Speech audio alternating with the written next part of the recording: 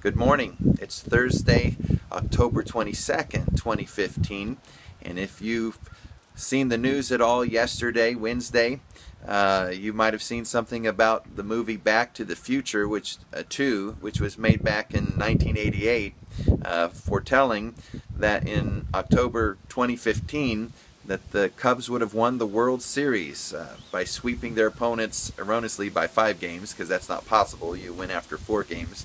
But anyway, their prediction proved to be untrue last night as the New York Mets gave the Chicago Cubs a crushing defeat, winning all 4 games of the National League Championship Series and excluding the Cubs from the World Series at all.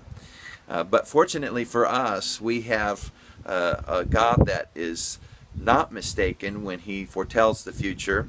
Jesus himself fulfilled over 300 prophecies when he walked the earth and died and rose again for us. But some of those prophecies have not yet been fulfilled. And Paul describes these as the blessed hope of the church, what we would call the rapture, or the return of Christ for his church. And so however your week's been going so far this week, I know from my life group that all of us are busy, and some of us are dealing with some very difficult life situations and loss and concern over health and just some things that make us want Jesus to come back soon. And certainly Paul, in his letter to the Thessalonians, wanted to make sure that the Christians were encouraging each other with the news that Jesus Christ is coming back, and he's coming soon. In a twinkling of an eye, when nobody's expecting it, like a thief in the night, he's going to return and he's going to call us home. And that prediction will come true. Of course, there's a comment that Jesus makes when he's describing it in Matthew chapter 24. He says, "Blessed is that servant whose master finds him so doing when he returns." And it's that call for us to be doing what Jesus wants us to be doing.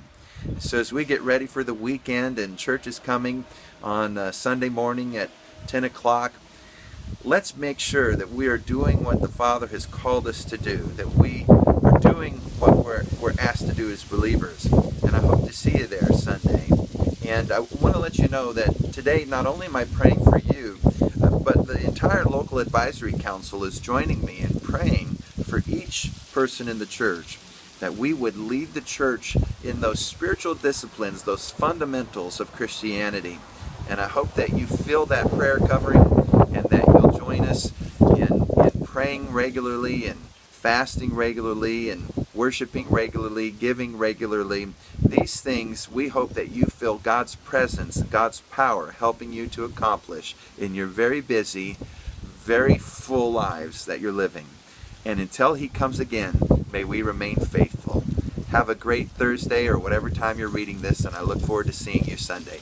God bless.